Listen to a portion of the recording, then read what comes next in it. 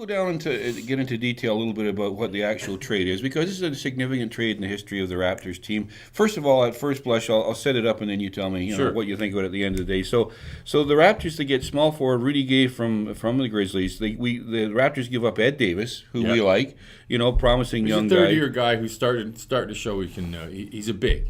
Jose Calderon, of course, who a little upset about it, and Jose Calderon gets flipped from Memphis. Couldn't care less. And goes to Detroit. You're upset about? No, I'm saying You he just was said you were. he was upset. He was upset on his Twitter account last night. Oh, of course. He's been here forever. Yeah, that's why he's gone. And also Memphis gets a second-round pick in 2013. Nothing, doesn't mean anything. And they have to give up some cash in the whole deal. The big thing in all of this deal here is that the Memphis new owners are paying big money right now to Marc Gasol and Zach Randolph and Mike Conley Jr., and they're really just trying to strip themselves, shed themselves of Gay. And Gay, they just reckon, and I've been reading the Memphis papers this morning, that although they love Rudy Gay, the fact of the matter is they don't think the productivity they're getting from him merits the contract. Well, they don't want to pay the luxury tax, the new luxury tax. Exactly, and that's why they had to get rid of that contract. Just so that's why they didn't get much for him.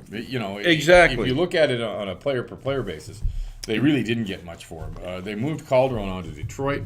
Tayshaun Prince is the main guy coming back. Tayshaun Prince, Austin Day is not a player, but Tayshaun Prince is a guy. He's got a lot of mileage under him. He's about, I think he's 32, and he's a gamer, but he's past his due best by date. Jose is a guy who has, I think, forever been underrated. His defense, it leaves something to be desired, but he's a pretty good distributor of the ball. And in the last little while, when he had to step up, when Kyle Lowry got hurt, he actually played pretty well. He's been a solid citizen. He's not a superstar, but he's much closer than people give him credit for. I like him. I'm not a detractor. By the way, Rudy Gay, 2010, 5 years, $84 million, a huge contract. He hasn't lived up to it, and he's got 2 years left to go at $37 million per. So the Raptors are paying him somewhere. No, not $37 million per. No, 2 years at 37. I was going to say he's got 18 this year that they got to pay him, and then 19 next year. Well, and the thing with it is that Gay is he's going to come in here. He'll be their best player. How about Hamid Haddadi? How's he going to fit in? He's basically a tall usher. He'll be playing in Tel Aviv somewhere. No, he'll be here. He'll be on the bench. I heard one of our guys, and I'm trying to get someone to come on and talk to us about this morning, but a lot of the guys were coming in late last night. The fact that the matter is, at the end of the day, I want to say the Grizzlies really tried to swing a deal with the Mavs. They wanted Vince Carter to come back their way, but the Mavs balked at taking Calderon. So I mean that really stopped that part of it from going on. So because they were willing to make the deal, they just didn't want to give Carter up, because Carter's still playing reasonably well. And that's the guy you're going to hear Rudy Gay actually compared to, is Vince Carter. It's been quite a while since we had a player in Toronto of that caliber. And Gay he's not quite Vince, but he's pretty close. He's as close as we've seen. It's going to be interesting whether there'll be enough ball to go around. They're talking about bringing Bargnani back. I'm pretty sure they're going to move him before the trade deadline, which I believe is February 21st. Colangelo said last night that Andre has done good things for the team, and he came right out and said, but you know what, sometimes a change of scenery is best for the guys. He's gone. Absolutely. And you know what, that's tough for him to do, because you keep in mind that what happens with players in every sports league, management takes ownership. And Bargnani was a first overall pick by Bryan Colangelo. So, it's tough for him to give him up, but it's obvious now that he's plateaued. He's a guy who I think would be better off someplace else. I wouldn't expect you'll get much of a return on him. And again, one of the things this is telling us is the Raptors are starting to retool again. And whether this will be a good thing down the road or not, I'm a little doubtful. I will say this: his numbers here should be better than they were in Memphis, simply because he'll get the ball more. He probably will get more shots. That's going to take shots away from others, like DeRozan. But he's a guy who can deliver. And there's no question, if he gets back to if he's found a situation and a system he can play in, he could be a very distinctive player on this team. He hasn't been for the last several years in Memphis, but he certainly has the ability. So we'll see what happens with it. It's a major gamble. Brian Colangelo obviously is Funny thing about Bryan Colangelo on this, he had a choice back in 2006 between Gay and Bargnani when it came down to who he was going to take, Yeah. and he took Bargnani in that particular instance. Gay then went to Houston and got shipped over to Memphis. And by the way, Lowry and Gay have been good pals for about the last 6 years. Well, or they so. played together. That's right. Yeah. So we'll see what that does. Yeah, I don't think that means anything, but I think I mean most of the time the guys become friends. You got a new best friend every time you turn around. I think it should make the transition to being a Raptor easier for Gay. I think the interesting point here though is what does this tell us from the point of view of the new ownership, who signed on to the new deals?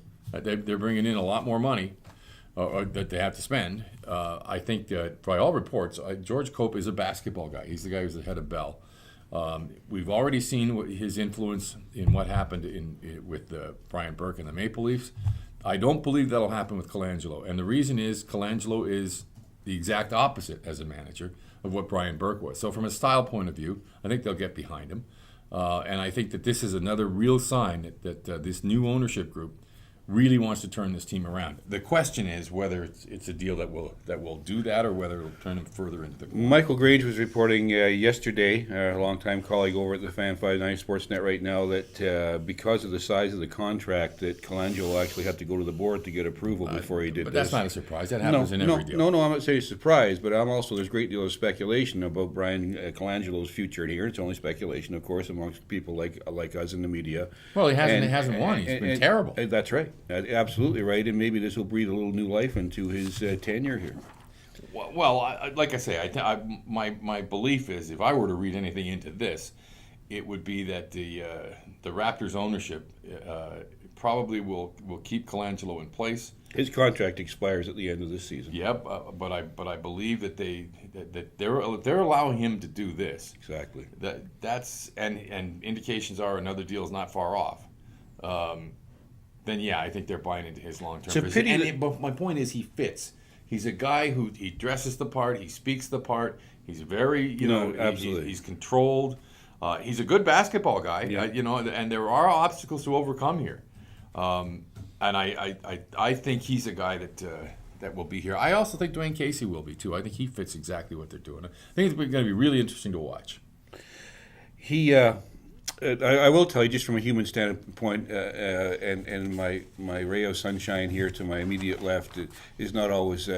But in actual fact, last night the news came down while the Raptors were in the dressing room in Calderon and had to say goodbye to all the boys. And as I said earlier, I was obviously very emotional about it. A lot of tears were shed. He obviously was a very popular guy amongst his teammates. He's been one of the cornerstones of this team. I will just say that about Jose Calderon, and I think we all wish him the very best as he moves on in his career and he signs a new contract with wherever he's going to probably end up his career. Who knows? But I'm excited about seeing a guy of this caliber come down here and play. I'm excited about seeing a guy who they're going to have a go-to guy in there, with all the reputation he has. It's nice to see a guy of this caliber come up here and play. I'm looking forward to it. You don't want his reputation.